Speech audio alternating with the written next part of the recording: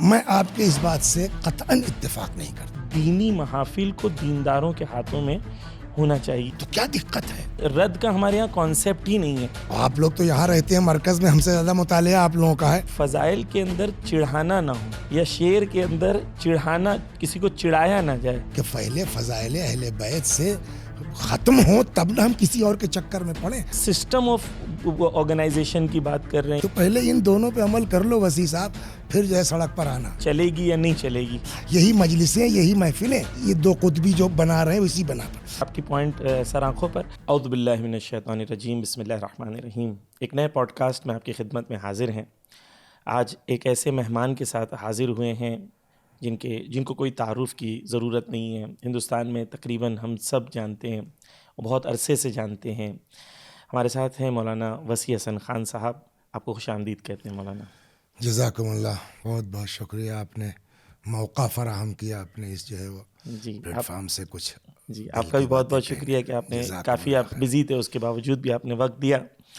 مولانا صاحب، سب سے پہلے ہم لوگ جو ہیں کانورزیشن کو جو ہے ہمارے ویورز کو بھی بتا دیں. تھوڑا سا ہم چاہ رہے ہیں کہ ہندوستان کے حالات، خود مومنین کے حالات، آپ کے تجربے، آپ کے ایکسپیرینسز، ہمارے اسٹرینگس کیا ہیں، ہمارے ویکنیسز کیا ہیں، تقریباً اس قسم کی مشکلیں، جوانوں کی آج کی مشکلیں کیا ہیں، اس قسم کی گفتگو ہوگی. جہاں تک ہم جا سکے، کوئی وقت تو معین ہے نہیں، جب تک باتیں ہوتی رہیں گی انشاءاللہ ہم اسے کنٹینیو کریں گے. سب سے پہلے آغا آپ اپنے بارے میں تھوڑا سا ہمارے ویورز کو، لوگ آپ کو تو جانتے ہیں لیکن بہت ساری چیزیں آپ کے بارے میں نہیں جانتے ہیں. کیسے آپ کا تجربہ رہا؟ کب آپ ادھر آئے تھے ایران میں؟ شارٹ میں ایک بیان کریں کہ کیا رہا آپ کا. اعوذ باللہ من الشیطان الرجیم، بسم اللہ الرحمن الرحیم. الحمد للہ وصلی اللہ علی رسول اللہ وآلہ الطاہرین. اس میں سب سے پہلے تو اپنے جد بزرگوار، خدا ان کو غریق رحمت کرے، ان کی تشویق تھی. میرے والد کوئی بہت وہ نہیں تھے کہ میں اس لائن میں آؤں، لیکن وہ چونکہ وثیقہ اسکول میں، پھر سلطان مدارس کے پڑھے ہوئے، پھر ایجوکیشن سے ہی وہ وابستہ رہے. سینٹ تھامس کالج تھا وہاں ہمارے یہاں شاہگنج میں، اس میں ٹیچر بھی رہے. تو ان کا یہ شوق تھا. تو پرائمری پاٹھشالہ جس کو کہیے گاؤں کی، وہاں سے نکل کر کے نازمیہ آ گئے 77 میں. اچھا. اور وہاں سے پھر 83 میں اللہ نے توفیق دی، قم آ گئے. 7 برس یہاں رہے. پڑھا بڑھا تو کچھ نہیں، لیکن یہ ہے کہ اللہ اپنے گدھے کو گھاس کھلا رہا ہے، بس وہی ہو رہا ہے بھیا جان. جی وہ تو مومنین جانتے ہیں الحمدللہ آپ کے علم سے کتنا فائدہ اٹھاتے ہیں. 1983 وہ سال ہے، 1979 میں ایران میں انقلاب آیا، اور یہی وہ زمانہ ہے، جنگ کا زمانہ ہے. ہاں، وہ تو اس زمانے میں تو ہم لوگ رہے. یہاں جو ہے وہ میزائل گر رہی ہے، وہاں جو ہے وہ صدام کا اٹیک ہو رہا ہے، فلاں کے دفتر پر وہ ہو گیا. وہ تو سارا وہ دیکھا ہے، پناہ گاہوں میں بھاگ کے گئے ہیں. اچھا، تو کوئی تجربہ بتائیں اس، یعنی آپ 83 سے کب تک ایران میں تھے؟ میں تقریباً 90 تک رہا ہوں. ہاں، تقریباً 7 سال آپ برس یہاں رہا پر ہوں رہے. میں. تو یہ 7 سال کیسے گزرے آپ کے اس زمانے میں؟ آج کل کے حوزے علمیہ میں بھی اسٹوڈنٹس پڑھتے ہیں، اس کی کمپیریزن کیا دیکھیے، ہم سختیاں؟ لوگوں کا دور جو تھا وہ تقریباً ابھی سنتی دور تھا.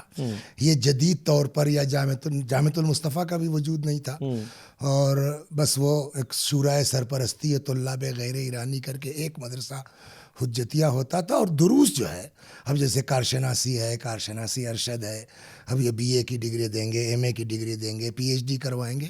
تب وہ جو پرانے نہج کا تھا کہ آدمی جو ہے رتبے اول میں آیا، لمحہ پڑھ رہا ہے اور رسائل پڑھ رہا ہے، کفایہ پڑھ رہا ہے. تو تب میں اب میں تو بہرحال بہت زمین و آسمان کا فرق ہے. اب ماشاءاللہ اب تو یہ دیکھتے ہیں کہ صاحب وہ ایک مدرسہ صرف علوم قرآن کا ہے، ایک مدرسہ وہی حجتیہ جس میں ہم سب لوگ رہے ہیں وہ صرف فقہ و اصول کے لیے مختص ہو گیا ہے، یا شہابیہ ہے فقہ و معارف کے لیے. تو اب میں زمین و آسمان کا فرق ہے، اس میں تو کوئی شک نہیں ہے. اور واقعہ یہ ہے کہ آج میں اتفاق سے 5-6 برس کے بعد جانا ہوا جمکران. تو برجستہ جو ہے وہ زبان سے نکلا، خدا اس جمہوریہ کو باقی رکھ، کہ اس 5 سال میں جتنا فرق میں نے جمکران میں دیکھا ہے، تو خدا واقعاً توفیق دے ان لوگوں کو اور ان مشکلات حل ہوں انشاءاللہ. خود آپ کے تجربے آغا 7 سال میں، کیونکہ جنگ کا زمانہ تھا، سختیوں کا زمانہ تھا، ایران کے اندر رہنا، کیا آپ نے محسوس کیا اس زمانے میں؟ دیکھیے، میں یہ سمجھتا ہوں کہ اس وقت جو ہے جو ہمارے لوگوں کا زمانہ تھا، لاشیں آ رہی ہیں، 20 جنازے ایک ساتھ ہو رہے ہیں، لیکن پبلک کے چہرے پر شکن نہیں تھے. ایسی بھی خواتین ہم نے حرم میں دیکھی ہیں اس زمانے میں کہ معلوم ہوا چوتھے بیٹے کی لاش آئی ہے اور وہ عورت کہہ رہی ہے صاحب کہ بس میرے پاس ہے نہیں ورنہ اور تقدیم کرتی میں. تو یہ جذبے میں تو ان کے کوئی کمی، اس لیے کہ وہ بالکل نسل اول انقلاب تھی. ان کے جذبات بھی جو ہے وہ ظاہر سی بات ہے بہت مخلصانہ تھے اور تازہ تھے. تازہ کے ساتھ ساتھ مخلصانہ بہت تھے. اور یہ فطری بات ہے کہ جو جس چیز کو بناتا ہے اس کو درد بھی زیادہ ہوتا ہے. صحیح. تو آپ کے 7 سال انیشل ایئرز گزرے یہاں پر. خود میں نے جو سنا یہاں سختیاں بہت ہوتی تھیں، طالب علم کو پیسے بہت کم ملتے تھے، حتیٰ نہیں میں تو اس کو تو نہیں کہتا کہ بہت کم ملتے تھے. جتنا ملتا تھا جی اتنا ایک طالب علم کے اعتبار سے کافی تھا. یہ اور بات ہے کہ اس وقت کے طلبہ بھی قناعت پسند ہوتے تھے. صحیح. تو ایک عرصہ آپ کا 7 سال کا یہاں گزرا اور تقریباً آپ نے جیسے عرض کیا کہ 35 ایئرس آپ کے تبلیغ کے گزرے. اب یعنی اس کے بعد آپ پلٹے اور پھر ہندوستان میں الحمدللہ آپ نے تبلیغ کی خدمت کو انجام دیا.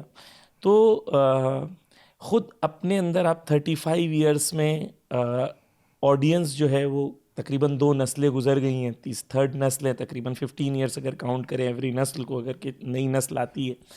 تو کیسا آپ کا ایکسپیرینس رہا کہ پچھلے تقریباً 35 ایئرس بہت بڑا پیریڈ؟ دیکھیے اس 35 ایئر میں بقول آپ کے پوری نسل چینج ہو جاتی ہے جی، اس میں تو کوئی شک نہیں ہے. تو آج سے 35 سال پہلے کے جو سامعین تھے جی اب تقریباً 80% وہ سامعین چینج ہو چکے ہیں. جی اور اب جو ہمارا جو ہے وہ نیا طبقہ آیا ہے، کہیں گنتی کے دکھتے تھے لوگ گاؤں دیہات میں کہ صاحب یہ انٹرمیڈیٹ ہیں، وہ بی کام ہیں، ایک آدمی معلوم ہوا صاحب وہ ایم اے ہے. اور اب ماشاءاللہ آپ کو M tech, M D, M B B S, B com پڑھے لکھے آپ کو خوب ملیں گے. تو اب ظاہر سی بات ہے کہ جب جو ہے وہ سامعین کی علمی سطح بلند ہوگی تو ان کی توقعات بھی بلند ہوں گی. اس میں تو کوئی شک نہیں ہے. لہذا میری سمجھ میں اب جو آیا کہ پہلے جو سطحی بات پڑھ کے نکل گئے اور لوگوں نے واہ بھی کر دیا، شاید اب اس سے کام چلنے والا نئی نسل میں نہیں ہے. ایک بات تو یہ ہے. تو یہاں جو ہمارے طلاب ہیں، خود میرا بیٹا بھی یہی ہے، تو ان سے میں کہتا ہوں بھیا مضبوط ہو کر کے آئیے. ہم لوگوں کا معاملہ چل گیا، ہم لوگ جیسے تیسے تھے ویسے ہی ہمارے سامعین بھی تھے، اور جو بیچارے واقعی پڑھے لکھے تھے ان کی تعداد اتنی نہیں تھی، تو ہمارے ہی جیسے ہمارے سامعین تھے تو ہماری چل گئی. لیکن آپ جب آئیں گے تو آپ کا سامنا ایک پڑھے لکھے سماج سے الحمدللہ. اور اس میں کوئی شک نہیں ہے کہ کہنے کو چاہے جو کہا جائے ایسا نہیں ہے. ہمارے یہاں بھی شیعہ لڑکوں میں بھی ایجوکیشن کا گروتھ ہوا ہے، پڑھائی میں اضافہ جو ہونا چاہیے ابھی اس منزل پر نہیں ہے. گاؤں دیہات میں اس میں بھی کوئی شک نہیں ہے، لیکن پھر بھی ماشاءاللہ کافی تبدیلی آئی ہے. اور جب تبدیلی آئی ہے تو ذہن میں بھی جو ہے وہ کھلاپن آیا ہے، بدلاؤ آیا ہے. تو آج کی نیاز کو دیکھتے ہوئے اب ہم کو تیاری کرنی پڑے گی، اس میں تو کوئی شک نہیں ہے. صحیح. اچھا کوئی آقا ایسا واقعہ، اس کے پہلے ہم دوسری باتیں بھی کریں گے کہ آپ کے یہ 35 سال کے عرصے میں جو آپ کو بہت ہی ایموشنل رہا آپ کے لیے، یعنی ان 35 سالوں میں تبلیغ کے درمیان بہت ہی جذباتی کوئی آپ کے ساتھ کوئی واقعہ گزرا ہو تبلیغ کے دوران؟ اب دیکھیے وہ پرانی باتیں تو یاد کر پانا بڑا مشکل ہے، لیکن ایک چیز جو ہم لوگوں کو بچپنے سے سکھایا گیا اس کا میں نے مشاہدہ کیا ہے. واقعہ ہم لوگوں کو جو اساتذہ نے ہمارے بتایا اخلاص پیدا کرو، وہ تو خیر نہیں ہے، لیکن جو ہم لوگوں کو پڑھایا گیا کہ اذا خرج من القلب دخل فی القلب، تو اس پر ایک چیز میں آپ کی خدمت میں نقل کروں کہ ایک جگہ میں مجلس پڑھ کے اترا اور جیسے ہی اپنی قیام گاہ کی طرف جا رہا تھا ایک بندہ خدا دوڑتا ہوا آیا. کہا مولانا صاحب رک جائے. میں نے خیریت؟ کہا آپ کا ایک شکریہ میرے اوپر قرضہ ہے، وہ چاہتا ہوں ادا کر دوں. میں نے کیا ہوا؟ خیریت بھائی. میں نے کیا؟ کہا نہیں میں گالی بہت بکتا تھا مولانا، لیکن آپ نے ایک مجلس پڑھی تھی گالی کے اوپر، اس کو سننے کے بعد 2 برس ہوا میں نے چھوڑ دیا ہے، آپ سے ملاقات نہیں تھی، آج آپ کو دیکھا تو مجھے یاد آیا. تو میں نے تو ایک بات یہ تجربہ ہوا ہے کہ آپ اگر دل سے کہیے نا تو پبلک ہماری آمادہ ہے سننے کے لیے. بس صرف ضرورت اس بات کی ہے ہم کو کہ دیکھیے ڈنڈا مار کے نہیں ہو سکتا. اس میں بھی ہم کو, آپ تو ماشاءاللہ میڈیا چلاتے ہیں اور ماشاءاللہ بہت اچھے ڈھنگ سے کر رہے ہیں, اسی میں تھوڑی سی میں اپنی رائے بھی دے دوں کہ ڈنڈا مار کے نہیں ہوتا.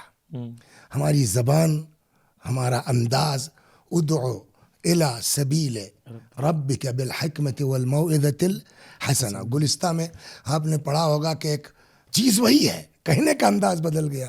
بادشاہ نے خواب دیکھا, میرے سارے دانت گر گئے.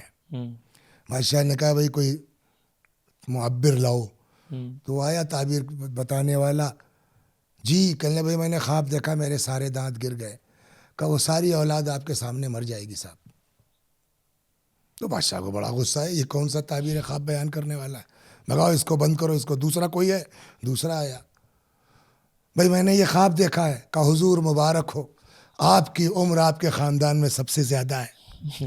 تو بات اس نے بھی وہی کہی ہے اور اس نے بھی وہی کہی ہے. تو سب سے اہم چیز ہے اس وقت تبلیغ کے لیے ہمارا انداز.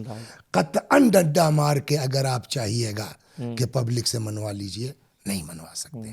لیکن جس دن پبلک کو یہ احساس ہو جائے گا کہ یہ آدمی جو ہے کسی قطب کا نہیں ہے, کسی گروپ کا نہیں ہے, یہ جو ہے پارٹی بازی کی بات نہیں کر رہا, دل کی بات کر رہا ہے, آپ یقین مانیے آگا کہ آپ چاہے جتنے چھوٹے ہوں, حقیر ہوں, آپ کی بات پبلک قبول کرے گی. صحیح بات ہے. لہذا میرا اپنا تجربہ کہتا یہ ہے کہ خبردار, جیسا کہ رہبر نے بھی کہا کہ آپ اپنا نقصان کر لیجئے, سماج کو دو قطبی ہونے سے بچائیے.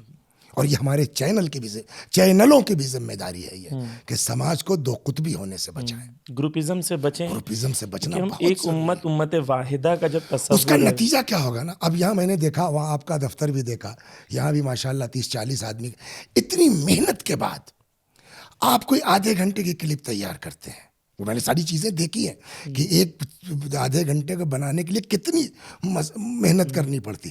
اس کے بعد جب سماج میں آیا تو وہ لوگ جو مثلاً آپ کو ایک الگ مائنڈ سیٹ اپ کا سمجھتے ہیں, سنیں گے ہی نہیں. 10 لوگوں کے لیے ہم نے بنا لیا اتنی ساری محنت کر کے. تو ہماری سب سے بڑی ذمہ داری ہے کہ ہم اپنے اوپر سے وہ ٹھپا ہٹائیں کہ ہم کسی ایک خاص گروپ کے ہیں. ہم خدمت گزار دین ہیں. ہم یہ کہنا چاہتے ہیں بھیا سنو, امام نے یہ فرمایا ہے.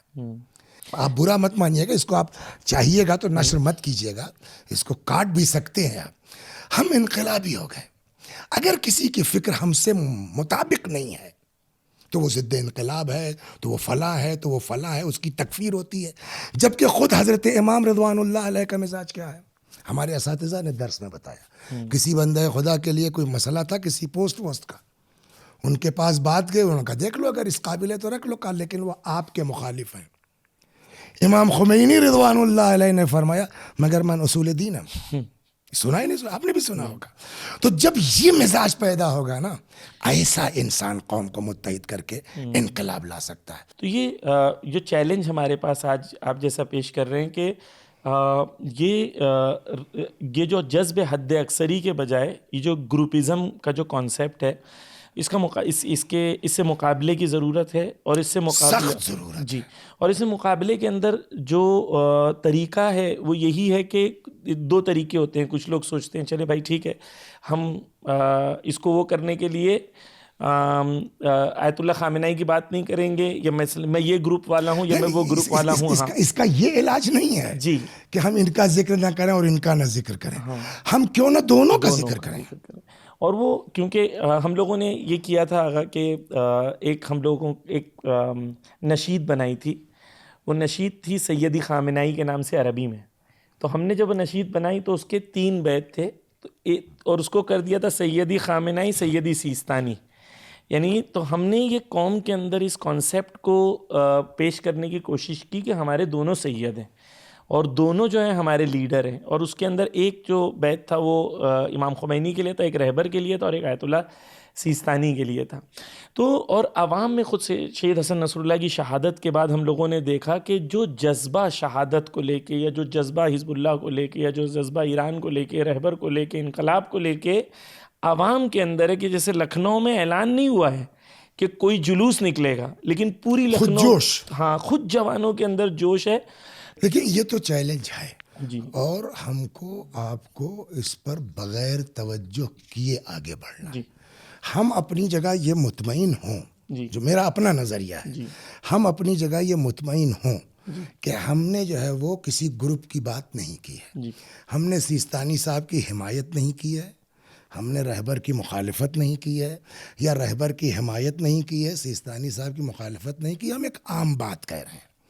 اگر ہم اپنے میں مخلص ہیں تو یہ آپ تو سوچنا چھوڑ دیجئے کہ 100% لوگ آپ سے متفق ہو جائیں گے. جی کوئی نہ کوئی الزام تو آپ کے اوپر لگا ہی دے گا کہ اس فلاں گروپ کے ہیں. جی ہمارا مقصد کہنے کا یہ ہے کہ اس کوشش کے ساتھ ساتھ جی گارنٹی نہیں ہے کہ ہم آپ 100% کامیاب ہوں گے، لیکن اپنے تئیں اگر ہم مطمئن اپنے کو کر لے جائیں جی کہ ہم نے گروپ بازی کی بات نہیں کی ہے، اتنا کافی ہے، آگے بڑھیے. جی. دوسری طرف سے آقا ہم لوگ یہ بھی دیکھ رہے ہیں کہ ہندوستان میں، کیونکہ بات نکلی ہے کہ ہندوستان میں یہ جو محفلوں کا کلچر ہے، یہ جو بے شدت جو ہے اس کے اندر، ابھی میں تو اتنا مجھے تجربہ نہیں ہے زیادہ، آپ بیشتر بہت زیادہ تجربے کار ہیں ہم سے، تو یہ جو چینجز آپ دیکھ رہے ہیں کہ جو ریسنٹلی جو ٹرینڈز کریٹ کیے جا رہے ہیں محفلوں میں اس طریقے سے، مثلا داد لینا یا پیسے بانٹنا یا پیسے اڑانا یا لوگوں کا کھڑے ہو جانا، اور اس قسم کی جو ابھی جو ایک ٹرینڈ کریٹ کیا جا رہا ہے، اور تو اس کو آپ کیسے دیکھتے ہیں؟ یعنی مثلا توحید سے باہر کلام ہونا، ایسے کلام ہونا جن کے اندر شک ہونا کہ خدا کے وجود کے اوپر کوئی شک کر رہا ہے، مثلا مولا علی علیہ السلام کو کوئی خدا کہہ رہا ہے، اس قسم کے شعر جو ہیں وہ بھی ہوتے ہیں. تو یہ جو ایک طرف سے یہ چیلنج ہے، یہاں پر ایکسٹریمزم اگر نظر آتی ہے، تو دوسری طرف سے وہاں پر بھی جو ایک ایکسٹریمزم کا جو ہے ٹرینڈ جو چل رہا ہے، اس کو آپ کیسے دیکھتے ہیں؟ تو اس سے انکار تو ہم نہیں کر سکتے جی کہ شاعری جو ہے وہ ہماری کوئی بہت اچھی لائن پر کچھ 100% نہیں کہہ سکتے، ایک سے ایک شعرا نہیں جا رہی ہے. اب اس میں مصیبت کیا ہے جو سماج میں آ رہا ہے کہ صاحب اگر آپ نے جو ہے وہ کوئی نئی بات نہیں پڑھی، سمجھ گئے آپ، تو آپ چلیں گے ہی نہیں. یا فرض کیجئے جو ہے وہ آپ نے اگر سادہ سودہ کوئی تبلیغی بات کہہ دی تو آپ مقصر کہلائیں گے. یا اس نے اگر فضائل کی کوئی بات کہہ دی تو وہ صاحب وہ تو جو ہے وہ لائن سے ہٹ گیا ہے، فلاں ہو گیا ہے. ایسا تو نہیں ہے آقا کہ کوئی آدمی اگر تبلیغی بات کر رہا ہے، ذاکر ہو یا شاعر ہو، تو معاذ اللہ وہ اہل بیت کا چاہنے والا نہیں ہے. یہیں سے تو افتراق ہمارے ہاں پیدا ہو رہا ہے نا. یہی مجلسیں، یہی محفلیں، یہ دو قطبی جو بنا رہے ہیں اسی بنا پر. یا ایک آدمی اگر واقعی فضائل اہل بیت پڑھ رہا ہے تو کیا دقت ہے؟ ہاں یہ چیز ضروری ہے. جناب عبدالعظیم حسنی،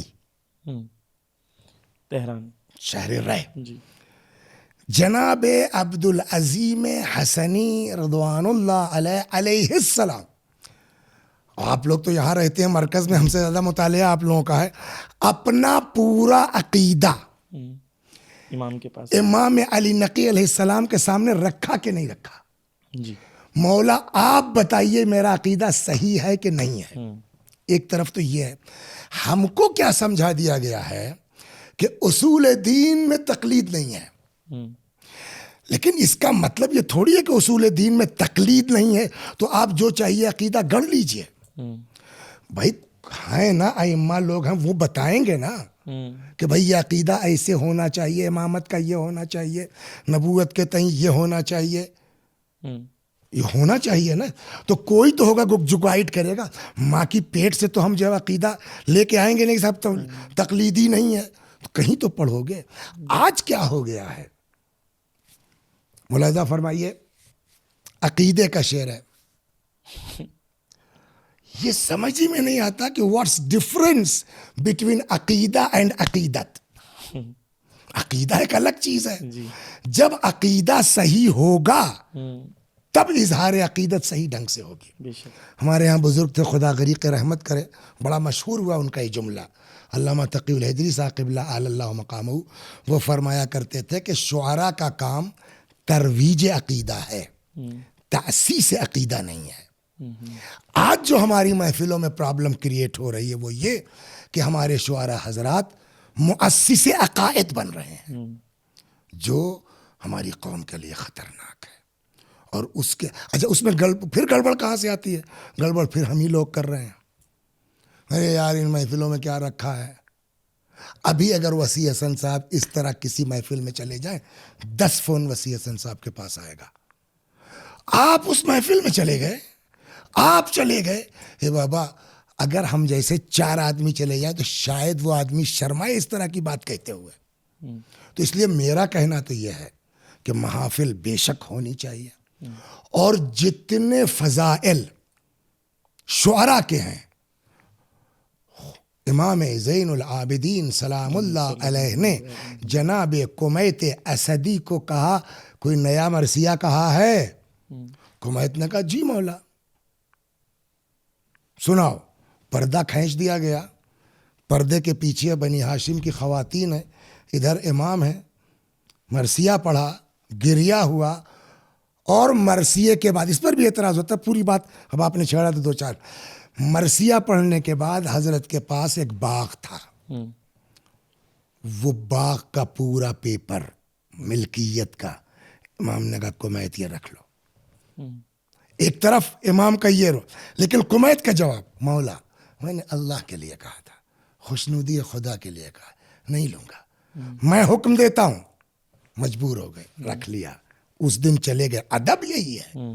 دیکھیے حکم امام کے مقابلے میں اگر میں یہ سمجھتا ہوں آیا تو پھر ہم کون سے شیعہ ہیں اور کون سا ہمارا عقیدہ ہے؟ امام نے کہا رکھ لو, چشم رکھ لیا, چلے گئے. اس لیے کہ وہی ادب اس وقت ضروری تھا. دوسرے دن آئے, مولا آپ سے ایک کام ہے. بولو, ہو جائے گا. تم میرے بابا کے مرثیہ گو ہو, تمہارا کام نہیں ہوگا تو کس کا ہوگا؟ کہ مولا ہم نے جو مرثیہ کل پڑھا تھا وہ اللہ کی خوشنودی کے لیے کہا تھا, یہ آپ رکھ لیجئے. اب وعدہ کر چکے ہیں امام کا, چلاؤ. پھر بنی ہاشم کے بچوں کو بلایا, چادر پکڑائی, کہ محلہ بنی ہاشم میں ٹہلو, آواز لگاؤ. جس زمانے میں زبان کھولنا مشکل ہے, کمیت نے مرثیہ کہا ہے, جس سے جو ہو سکے اس میں ڈال دے. اس چادر میں بنی ہاشم کی عورتوں نے ڈالا, حتیٰ بعض خواتین نے زیورات ڈال دیے, اور بعض بزرگوں کا تو یہاں تک کہنا ہے کہ جو اس باغ کی قیمت تھی اس سے زیادہ اس چادر میں اکٹھا ہو گیا. امام نے کہا بھیا یہ لو, تو تمہاری قسمت کا ہے, دے دیا. تو ایک چیز, ارے صاحب شاعری کیوں نہیں لے سکتا آدمی؟ امام نے دیا ہے. خطابت کیوں نہیں لے سکتا آدمی؟ امام نے دیا ہے. یہ ایک ہوا. لیکن دوسرا 10,000 سے کم پر میں نہیں آؤں گا, یہ بات مناسب نہیں ہے. اگر کوئی دیتا ہے بالکل اس کے لیے باعث اجر و ثواب ہے, جو پڑھ رہا ہے وہ لے لے, اس کے لیے باعث اجر و ثواب ہے. مگر جو آپ نے بات کہی, کچھ چیزیں جائز اور ناجائز سے اوپر اٹھ کے تہذیب و ثقافت کا بھی حصہ ہوتی ہے. اور ظاہر سی بات ہے کہ قدیم زمانوں میں یہ ہماری ثقافت کا حصہ نہیں ہے, یہ دوسری جو ہے وہ بزموں کا حصہ تھا, جس کا میں نام نہیں لینا چاہتا کہ اس وقت پیسے نچھاور کیے جاتے تھے یا پیسے دیے جاتے تھے. یہ محفلوں کی ثقافت نہیں تھی. لیکن بنیادی طور پر لینا دینا اس میں کوئی حرج نہیں ہے. لیکن یہ جو سسٹم ہے, میں اگر نہ کہوں کہ ناجائز ہے تو اتنا ضرور کہہ سکتا ہوں کہ ہماری ثقافت میں یہ نہیں تھا جو اب شروع ہو گیا ہے. ابھی آپ نے ایک اور بات کی تھی آگا کہ فضائل کے حوالے سے, تو یہ بھی ایک چیلنج ہے کہ فضائل اہل بیت کے جب بیان کرتے ہیں, جیسے فار ایگزامپل ہم بھی فضائل بیان کرتے ہیں مجلسوں میں, لیکن جب تک فضائل کے اندر چڑھانا نہ ہو یا شعر کے اندر چڑھانا, کسی کو چڑھایا نہ جائے, جب تک یہ مزاج جو ہے, اور اگر یہ نہ کوئی کرے تو اس نے فضائل والی مجلس نہیں پڑھا. ٹھیک احسن تم سوال. یہ سوال ہمارے ذہن میں کیوں آیا کہ جب تک چڑھایا نہ جائے؟ یہ اس لیے نا پھر ہماری مجلس چلے گی نہیں. یہی تصور نہ ہے. بانی مجلس بھی سوچ رہا ہے کہ میری مجلس نہیں چلی, ذاکر بھی منہ لٹکا کے واپس چلا آ رہا ہے کہ میری مجلس نہیں چلی. تو اس سے تو بات کلیئر ہو گئی نا. پھر امام حسین بیچ میں کہاں ہے؟ اس میں اللہ بیچ میں کہاں ہے؟ لیکن اگر واقعاً اس کے لیے ہے تو پھر یہ تصور کہاں سے چلی کہ نہیں چلی؟ اور جب چلی کہ نہیں چلی کہ تصور نہیں ہے تو پھر چڑھانے کا تصور کہاں سے؟ دیکھیے وہ بھی ہمارے دین کا حصہ ہے. جہاں تولا ہے وہیں تبرہ بھی دین کا حصہ ہے. لیکن بچپنے سے ہم لوگوں کو پڑھایا گیا ہر سخن جائیو ہر نقطہ مقامی دارت. سوال یہ ہے کہ پہلے فضائل اہل بیت سے ختم ہو تب نہ ہم کسی اور کے چکر میں پڑیں. ہمارا کہنا یہ ہے کہ ہمارے مولائی کہتے کیا کم ہیں کہ ہم دوسروں کی کمیاں ڈھونڈتے پھریں. وہ جہنم میں جائیں، ہم سے ان سے کیا لینا دینا ہے؟ بے شک. اور یہی وہ جو لائنز ہیں جو مثلا آیت اللہ سیستانی نے ڈرا کی ہیں، رہبر معظم نے ڈرا کی ہیں کہ بھائی مثلا برات ہمارے مثلا فروع دین کا حصہ. میں ایک سوال پوچھتا ہوں، آپ کے یہاں متون میں زیارت کے جی دونوں چیزیں ہیں، بے شک، ہے نا؟ تولا پر آپ جائیں گے، جی فضائل پر آپ جائیں گے، زیارت جامعہ کبیرہ، بے شک، ہے نا؟ مزہ آ جاتا ہے اگر آدمی الفاظ اس کے سمجھتا ہے. فضائل کی دنیا ہے اس کے اندر. کتنے آدمی پڑھتے ہیں جو کیا کہتے ہیں جذباتی والے مولائی لوگ کہتے ہیں نہیں پڑھتا. زیارت عاشورہ کیا کچھ نہیں ہے. بے شک، جتنے میدان میں آ کے نعرہ لگانے والے ہیں کئی دن اپنی چھت پہ کھڑے ہو کے کہتے ہیں اللہم لعن اول ظالم ظلم حق محمد وعلم. اس سے بڑھ کے کیا ہے؟ بے شک، وہ تو ہم اپنی زبان سے کہہ رہے ہیں نا، جی اور یہ تو امام کی زبان کے نکلے ہوئے فقرے ہیں. بے شک. تو اگر واقعاً ہم ہیں تو پہلے ان دونوں پہ عمل کر لو وسیع صاحب، پھر جو ہے سڑک پر آنا. صحیح بات. تو یہی کافی باتیں ہم لوگوں کی ایکچولی ڈائریکشن جو ہے وہ تبلیغ کے حوالے سے تبلیغ کے حوالے سے تھا. الحمدللہ. چیلنجز اگر جو ہیں آج کے جوانوں کے، لاسٹ اگر سیکشن اس کا لیں تو ہم نے گروپزم کے بارے میں بات کی، گروپزم کے مقابلے کے بارے میں بات کی، اور ساتھ میں یہ بھی بات کی کہ ہمارے یہاں جو فی الحال جو ٹرینڈز ہیں، جو کلچر اور ثقافت کے اندر جو نئے ٹرینڈز کریٹ کیے جا رہے ہیں، اس کو کیسے ریزسٹ کیا جائے اور کیسے اسے ایک جو مجھے لگتا ہے چیلنج آگا کہ دینی محافل اور دینی پروگرامز کے بے دین لوگوں کے اگر ہاتھوں میں چلا جائے، یعنی ایک اگر اس کے اندر ایسے لوگ آ جائیں، چاہے وہ آرگنائزرز ہوں، چاہے وہ اس کو پروموٹرز ہوں، چاہے وہ جو بھی ایسے ٹائپ کے لوگ ہوں جن کے اندر دینداری نظر نہیں آتی، تو ایک کلن چیلنج ہے جو ہم لوگوں کے لیے ایک چیلنج ہے، تمام ان لوگوں کے لیے، کہ دینی محافل کو دینداروں کے ہاتھوں میں ہونا چاہیے. یہیں سے میں جو نہایت معذرت کے ساتھ میں آپ کے اس بات سے قطعاً اتفاق نہیں کرتا، اس لیے کہ جیسے ہی ہم یہ کام شروع کریں گے نا پھر وہی اختلاف کی بات شروع ہو جائے گی. بجائے اس کے کہ ہم ان کے ہاتھ سے لے کے دینی ہاتھ میں دینے کی بات کریں، ہم یہ کیوں نہیں کرتے کہ ان کو دیدار بنانے کی کوشش کریں. محنت دونوں میں لگے گی. ان کے ہاتھ سے نکال کے کسی دیندار کو دینا آسان کام نہیں ہے. تو جیسے وہ ٹف ہے، آپ کہیں گے یہ ٹف ہے، یہ بھی ٹف ہے، وہ بھی ٹف ہے، تو بجائے ان سے لے کے دینی ہاتھوں میں دینے کے ان کو دینی بنانے کی کوشش کی جائے. اور آپ تو یہاں رہتے ہیں، رسول ترک کی داستان تو پتہ ہے آپ کو. جی بے شک. تو یعنی میں نے اسٹریٹجی نہیں کہی تھی، لیکن خیر آپ کی پوائنٹ سر آنکھوں پر یہ ہے کہ کلن جو بھی ایکسپیرینس، کیونکہ آپ طالب علم میں آپ ٹریول کرتے ہیں تو آپ لوگوں سے جب ملتے ہیں تو آپ کو احساس ہوتا ہے کہ وہ لوگ جو لوگ بلا رہے ہیں، جو لوگ اس کے اندر ویریشنز بہت ہیں، اور وہ لوگ جو بیچارے مخلص ہیں، متدین ہیں، ان کے لیول جو ہوتا ہے آپ کی، یعنی جب آپ ان سے بات کرتے ہیں تو وہ جو اہل بیت کا عشق ان کے اندر نظر آتا ہے، یا ان کے کمپیریزن میں جو دوسرے ٹائپ کے. میں قطع کلام ہوتا ہے، میں نے جو بات یہ کہی نا، جی آپ نے جو فرمایا وہ 100% درست ہے. لیکن کبھی کبھی یہ ہوتا ہے کہ جس کو ہم بے دین سمجھ رہے ہیں اور یہ سمجھ رہے ہیں کہ یہ بے دین آدمی کے ہاتھ میں پروگرام ہے، اس لیے اس کی حالت ایسی ہے، اس سے انکار نہیں ہے. ہوتا ہے جی، اور خوب ہوتا ہے، لیکن ضروری نہیں ہے کہ ہر جگہ ایسا ہو. کبھی کبھی ہے کہ وہ ہم کو بے دین ہے لیکن وہ جان بوجھ کی حرکتیں نہیں کر رہا، وہ عشق امام میں کر رہا ہے.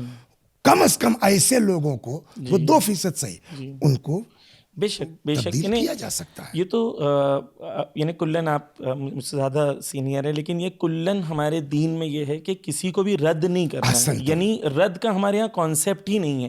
لیکن جب ہم سسٹم آف آرگنائزیشن کی بات کر رہے ہیں، یعنی کہ کلن سسٹمز کو مینیج کرنے کا جو وہ ہے، وہاں پر معیار کس کو بلانا ہے کس کو نہیں بلانا ہے، اس کے اندر جیسے آپ نے کہا کہ بھائی چلے گی یا نہیں چلے گی، یہ جب معیار ہوتا ہے تو الگ ٹائپ کی پورا پروگرام کریٹ ہوتا ہے.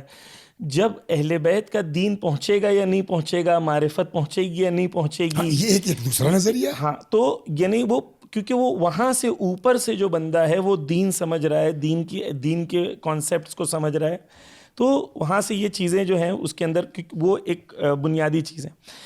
جوانوں کے حوالے سے اگر لاسٹ پوائنٹ اگر ہم بات کریں کہ ہندوستان میں جو ایک چیلنج اس وقت ہے جوانوں کے لیے، سوشل میڈیا ایک بہت بڑا چیلنج ہے، شادیوں کا نہ ہونا ایک بہت بڑا چیلنج ہے. سوشل میڈیا میں جو بچوں کے سامنے آپشنس اویلیبل ہیں، چاہے وہ ویب سیریز ہوں، چاہے وہ سوشل میڈیا، یوٹیوب، ٹک ٹاک وغیرہ ریلز وغیرہ ہیں، تو خود ابھی چیلنجز جوانوں کے آپ کیسے دیکھتے ہیں؟ یہ سب سے اہم چیز ہے، اور ہم اپنے جوانوں سے بھی گزارش کریں گے کہ آپ زیادہ سے زیادہ اپنے دینی چینلز کو دیکھیے. یہ لوگ کوشش کر رہے ہیں یہاں بیٹھ کر کے کہ آپ کو چیلنجوں کا جواب دے سکیں. تو آپ پہلے، سب سے بڑی مصیبت ہے کہ ہم 50 چینل بنا کے کریں گے ہی کیا جب ہمارے پاس دیکھنے ہی والے نہیں ہوں گے. تو میں گزارش کروں گا کہ آپ لوگ دیکھیے. دوسری بات جو آپ نے فرمائی نا شادیوں کو لے کر کے، یہ میں بزرگوں کی بارگاہ میں ضرور عرض کروں گا کہ اس کو بہت سخت مت بنائیے. دیکھیے رسول اللہ کی شادی، ان سے بڑا تو کوئی نہیں ہے نا. 25 سال کی ایج میں رسول اللہ کی شادی ہو گئی. کچھ کرنے لگے تو جس وقت رسول اللہ کی شادی تھی اس وقت رسول اللہ بھی کیا تھا ان کے پاس. امیر المومنین سلام اللہ علیہ کی شادی 25 سال کی عمر میں ہوئی ہے. حتیٰ ولیمے کا میٹر تھا، مل کے ہوا ہے. ایک طرف سے روٹی آئی ہے، ایک طرف سے گھی اور کھجور آیا ہے، ملا کر کے رسول اللہ اور مولا دونوں ملا کر کے ایک ولیمہ ہوا. ہم ارے تو لوگ کیا کہیں گے؟ بابا مولا کی شادی ہو گئی بھائی حلوہ روٹی پر، ہوئی ہے نہیں ہوئی؟ تو بہت سخت مت بنائیے. ایک بات. دوسری بات ہم اپنے جوانوں سے کہہ دیں. ہمارے ایک استاد کہا کرتے تھے، اکثر یہ کہتے ہیں نا کہ ابھی پیر پہ کھڑے ہو جائیں، کچھ کرنے لگ جائیں، کیا کھلائیں گے؟ پھر وہی بات آتی ہے عقیدے والی. قرآن مگر نہیں کہتا ان یکونوا فقراء یغنہم اللہ من فضلہ واللہ واسع علیم. اللہ تم کو غنی کرے گا. ایک جو ہے وہ کنوارے آدمی کی نماز 1 رکعت ہے، شادی شدہ کے والے کی 70 پہنچ جاتی ہے. تو اس کا بھی ٹینشن نہیں. سب سے اہم چیز، اور شاید یہ بچے تائید کریں، اور ہو سکتا ہے کہ اس کو کاٹ کے اپنے گھر والوں کو دکھلائیں بھی، کہ دکھلانا چاہیے. ہمارے استاد کہا کرتے تھے جب تک شادی نہیں کرو گے تم چاہے جتنے مومن ہو، واقعاً گناہ نہ کرو، مگر ذہن میں طہارت نہیں آ سکتی اس وقت تک جب تک شادی نہیں کر لو گے. تو یہ ایک بہت بڑا چیلنج ہے اپنے جوانوں کو گناہ سے بچانے کے لیے. اور میں جس کو ہندی ٹھیٹھ میں کہا جائے، بنتی کرتا ہوں والدین سے، درخواست کرتا ہوں والدین سے، بہت دیر مت کیجیے. بس تھوڑا سا اس قابل ہوا اس کو اس کی منزل تک پہنچائیے. کتنے لوگ ہیں جو ہے وہ ہائی اسکول میں شادی ہوئی میں جانتا ہوں، اور ڈبل ایم اے ہوئے سینٹرل گورنمنٹ میں سروس پائی ہے. تو یہ کوئی معیار نہیں ہے. انشاءاللہ شوق ہے دونوں میاں بیوی ایک ساتھ اسکول جائیں، کیا دقت ہے اس میں؟ ساتھ پڑھیں، ساتھ آگے بڑھیں، ایک دوسرے کا ساتھ دیں. جی. تو یہ والدین سے بھی آپ نے عرض کر دیا شادی کو لے کے ایک چیلنج ہے. شادی کو ایک ایکسپینسو بنانا، اتنا خرچ کرنا شادی میں، اچھا وہی ایک اور سبب بنتا ہے تاخیر کا. بے وہ شک ایک اور سبب بن جاتا ہے تاخیر کا. خصوصاً جو ہم جو ٹریول کر کے دیکھتے ہیں وہ یہ ہے کہ ایک غریب فیملی ہوتی ہے، پھر بھی اس کے اوپر ایک پریشر ہوتا ہے شادی کرنے کا، شادی کرانے کا. 3-4 لاکھ روپیہ جو ہے مثلا خرچ کرنا شادی میں، جبکہ وہ اس کی شاید ہو سکتا ہے کہ 2-3 سال 4 سال کی کمائی اس نے جمع کیا ہوگا، سب چلی گئی اس میں، پوری اس میں چلی گئی. جبکہ دین ہمارا جو ہے سادگی اور ایک سادہ شادی کو پروموٹ کرتا ہے. تو یہ بھی ایک وہ ہے. آخری میں اگر کوئی پیغام آپ دینا چاہیں گے خصوصاً جو جوان ہیں ان کو، جو علم کے میدان میں آپ بڑھنا چاہتے ہیں اور امام کے لیے اگر سپاہی بننا چاہتے ہیں؟ ماہ مبارک رمضان میں ایک شب آتی ہے جس کو کہتے ہیں شب قدر. وہ ایک ہی ہے جی. لیکن ہمارے یہاں شب 19 بھی شبہ ہے, 21 میں بھی ہے, 23 میں بھی ہے, اور بعض روایتوں سے یہ ہے کہ طاق راتیں شب 25 شب 27 بھی ہے. امام سے پوچھا گیا کہ بھائی کوئی ایک ہے, تو امام کو تو پتا ہے نا. حضرت نے بھی معین نہیں فرمایا. حضرت نے کہا کہ ان تینوں میں سے جتنا کر سکتے ہو اتنا تم دعا نماز عبادت کر لو. ایک چیز. 2, ایک سال امام جعفر صادق علیہ السلام بیمار تھے, بہت دعا ہوا کی پوزیشن نہیں تھی, نقاہت تھی. اپنے غلام سے کہا میرا بستر لے چلو مسجد میں لگا دو, کچھ نہیں کر سکتا, کم از کم رات بھر مسجد میں تو رہوں گا. یعنی اس قدر اہمیت ہے شب قدر کی. اور پھر جب آپ دیکھیں گے یہ اعمال یہ اعمال یہ اعمال یہ اعمال, مفاتی پڑھیے گا, لاسٹ میں شیخ عباس قمی فرماتے ہیں کہ اور اس سب سے زیادہ اگر کوئی شب قدر کو پڑھنے میں گزار دیتا ہے, تعلیم میں گزار دیتا ہے, تو ان کا سارے اعمال سے زیادہ ثواب ہے. یہ خود اس بات کی دلیل ہے کہ ہمارے ائمہ کتنا ان کی خواہش ہے کہ ہم لوگ کچھ پڑھ لیں. اور وہ اصول کافی میں روایت تو آپ نے بھی دیکھی ہوگی, لوددت ان اصحابی ضربت رؤوسهم بالسیاط حتی یتفقهوا. میرا دل چاہتا کہ ان کے سروں پہ کوڑا ماروں تاکہ کچھ پڑھ لیں یہ لوگ. تو بس ایک ہی ہے میرے بھائیوں میرے بچوں, پڑھو پڑھو پڑھو.